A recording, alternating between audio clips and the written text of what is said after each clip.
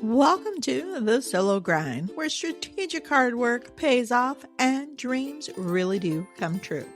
I am your host, Teresa Shaloop, the original caffeine creative, and by day, I'm a brand strategist and a web designer who is happily building her business as a team of one. If you'd like to connect with me, I would love that, and you can find me at my website at caffeinecreative.io or email me at theperfectblend@caffeinecreative.io. Today on the Solo Grind, we are diving into fairy tales, those we heard as children and the ones we still believe in today as we build the life and business of our dreams. And by the way, thanks so much for being here. I love that you were spending this time with me. Hello, my friends, and welcome to another fun-filled episode of the Solo Grind. As I shared in my intro, today we are talking about fairy tales. And the idea of this podcast actually came to me rather unexpectedly. Over the weekend, I was curled up with a cup of coffee, a bowl of popcorn, and my pup, just having a lazy afternoon watching a movie, and bam! I had an idea that I knew I wanted to share with you. The fairy tales that we still believe in as we follow this journey of building our businesses, and how I have a little bit different perspective of fairy tales than many people. Now, when I was a kid, I loved reading fairy tales. I actually had this 2-book set. It was called The World's Best Fairy Tales, and I loved these books. For one, they were really, really pretty. They were the sky blue with a hardcover, which was kind of a big deal having a hardcover book. And the writing on the front and inside was these fancy, kind of scripty serif fonts. Plus, there was gold edging around the exterior of the pages. And so every time I picked up these books, I felt so rich and so luxurious as I was reading them. And looking back, I think that I must have spent hours and hours reading these books. Or at least it felt like hours to me. Honestly, knowing me, it was probably more like 20 minutes because even when I was young, I did not sit still for long. But still, these books would capture my attention and keep me mesmerized in their stories for quite a long time. One of these things that I love about these stories is that they really did shape how I see the world, how I saw it back then, and how I see it today. Now, obviously, they inspired my imagination. Just the idea of a cat walking around with boots and a sword was so fanciful to me, and I have quite the active imagination. But there was also a lot of lessons learned through these stories. For one, through these stories, through these fairy tales, I discovered and learned that there is always a way to accomplish your goals.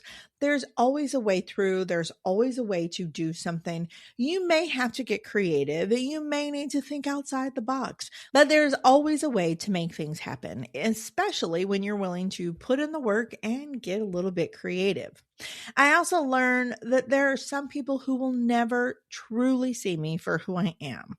And some of them that do, well, they're not going to like what they see. They're going to try to diminish me and make me feel like I am less than what I am. And they're going to try and take away what I have.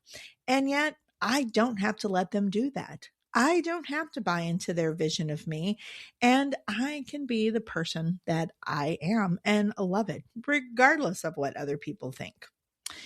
I also learned about integrity, and I think this was probably one of the best lessons that I learned from these fairy tales, because through these fairy tales, I learned the kind of person that I want to be. And I loved how they challenged me to think about situations and to see the world through different eyes. Like with the story of Jack and the Beanstalk. Now, reading this story as a kid, I never quite got it. Like, I did not understand why people thought Jack was a hero. That was really confusing to me because honestly, I thought that Jack was a jerk. Now, I didn't mind that he believed in magic beans. honestly wanted to believe in the magic beans too. I still kind of want to believe in the magic at times.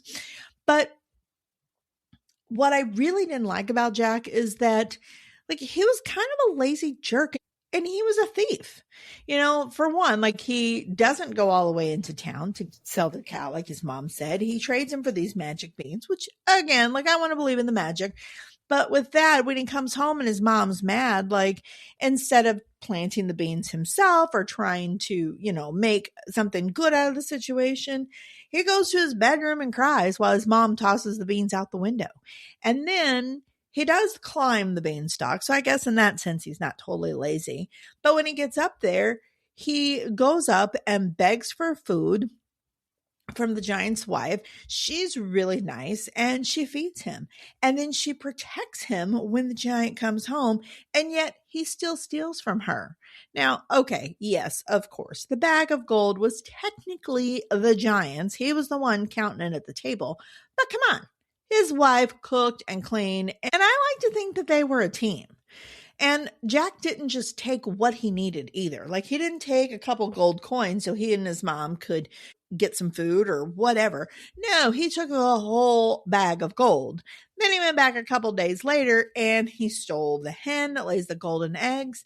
And then, because he got greedy and he just couldn't resist stealing anymore, he went back to steal the singing harp, who actually didn't want to leave the giant.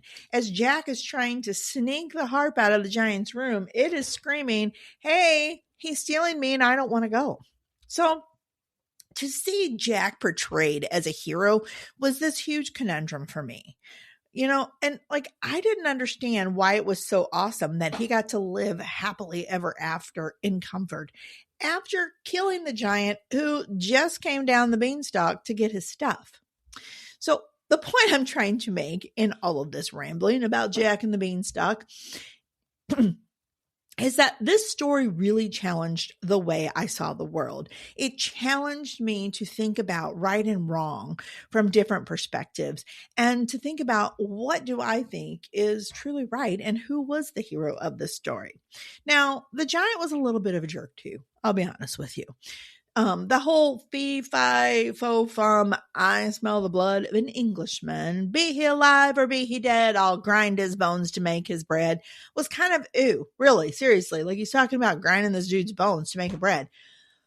So he was a little bit of a jerk too, but that doesn't give Jack the right to steal from him and to be a jerk back, especially when the kind giant's wife fed him, protected him, and took care of him. I kind of always thought she was the hero of that story.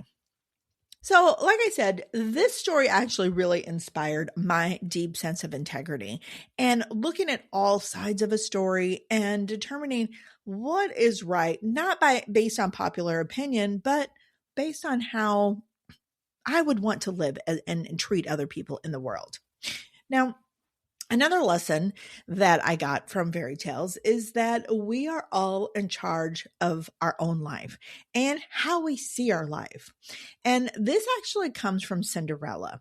So Cinderella, the popular version of Cinderella, and how a lot of people see that story, that was another conundrum for me. That was another confusing thing. So popular version is, here's this poor girl living an awful life, working as a servant for a family who mistreats her. And then she is saved finally by this handsome prince who comes and whisks her away to live happily ever after in his castle. But that is not how I interpreted the story of Cinderella. What I see when I would go through the story of Cinderella, and there are so many portrayals of this story, so many movies and things like that out there, and not all of them do I really like that much. But what I saw as I would dive into the story of Cinderella is, here's a woman who embraced the good in life. Sure, she had to cook and clean for her ungrateful stepmother and her bratty stepsisters, but she loved her home and she loved caring for her home. This was the home that her father had built, and she did not see taking care of it as this hindrance in life or this tragedy. No, she happily took care of this home because she loved it, and she loved that her father had built it for her and her family. And I will say, like I said, there's a lot of portrayals of the Cinderella story. My favorite by far is the movie Ever After with Drew Barrymore. And that's actually the movie that I was watching this weekend when I started thinking about this episode. In this movie, Cinderella is, or Drew Barrymore, is truly this incredible, empowered young girl who loves her home. She helps to grow the produce that they eat and sell. She would go out and pick apples and search for truffles so that they had things to cook meals, even for the ungrateful people living with her. But it wasn't just caring for the home that she did. She also swam in the pond. She picked wildflowers. She would read for hours by the fire, and she lived very happily despite the conditions that she was living in with these ungrateful people in her house. She embraced the good. She found the good in every single day and was really quite empowered before she ever met the prince that she later on married. Another thing about this story that always kind of rubbed me the wrong way is the idea of the fairy godmother. This woman who magically shows up and waves a magic wand and makes all of Cinderella's dreams come true. Like, that part of the story always bothered me. Who wants to wait around for some magical creature to show up and wave their magic wand to make our dreams come true? I would much rather go out there and make my own dreams come true. And I think this is why I love the movie Ever After so much, because there isn't some fairy godmother working her magic for me. In fact, it's Leonardo da Vinci who shows up to help her, and he's not there to be the savior. He's just a member of the team trying to help get her free from a locked cellar so she could go meet the prince. And I really love how he makes it clear that he isn't the savior in that moment with one simple statement. When all the other servants are standing around praising him for finding a way to get past the locked door, he says sarcastically, "Yes, I shall go down in history as the man who opened the door."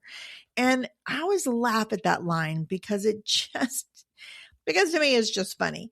Leonardo knew he wasn't the savior. He was just there to support her dreams, and he believed that she could make those dreams come true. Also, I never saw the prince coming as a savior to Cinderella. Like, I never thought she was somebody who needed to be saved. She was a strong, empowered woman who was creating a life of her own. And she did not need someone to save her.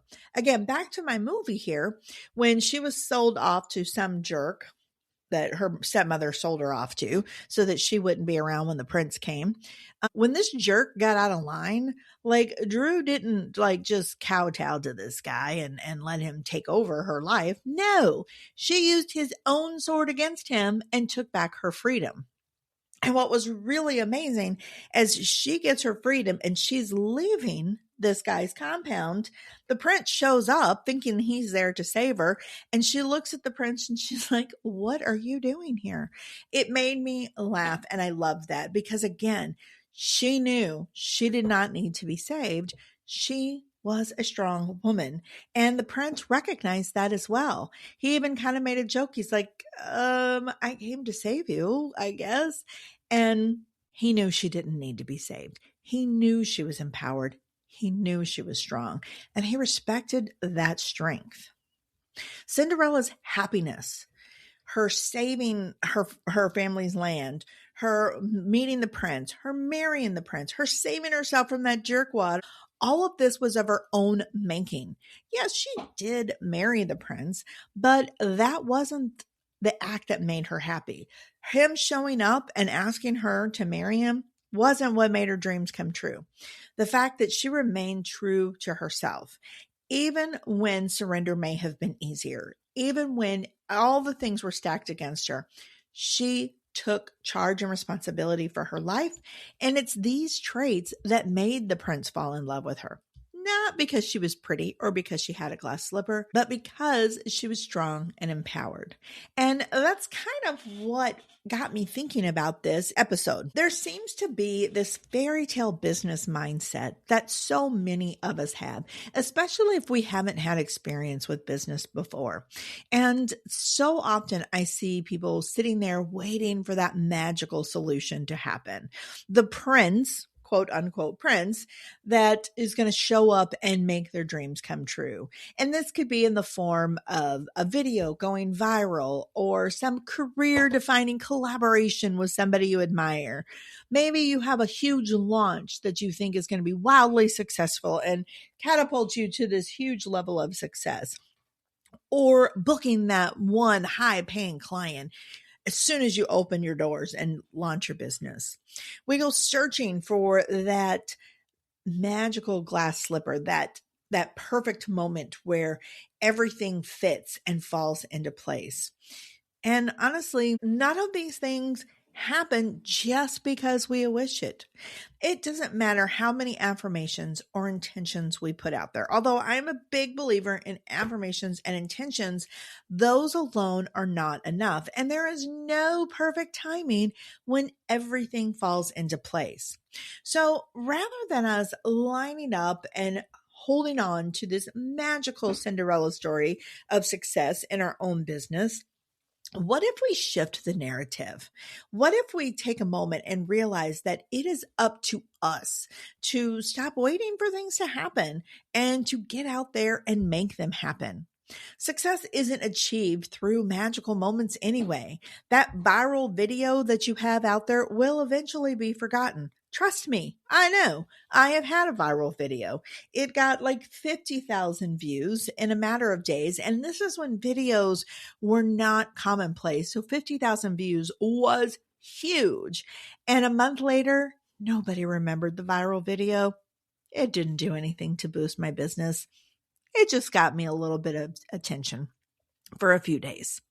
And that big launch that you're dreaming of that may or may not happen, even if you have the big launch, whatever you're looking for, even when that happens, it only lasts so long. And there's something else to be done after the fact. And that big break that you've been looking for, it is just a moment in time that builds on to the next one.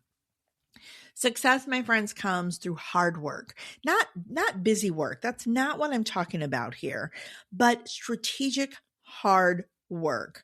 And sometimes that hard work has nothing to do with the tasks of building our business and everything to do with getting out of our own way, doing the mental work to release our internal struggles and to start actually believing in who we are and just believing in ourselves. Success comes through resilience and persistence. Cinderella, she didn't give up when she got sold to the jerkwad. No, she stayed focused on what truly mattered and she found her freedom. And that's what we need to do as business owners. Stay focused on what actually matters to us. What is the dream it is that we are creating? And be true to who we are. Stop trying to pretend to be somebody we're not, because when we try to pretend to be somebody else, when we try to follow their path to success, we never achieve our dreams because we're following their path to their dreams, and that just doesn't get us where it needs to be.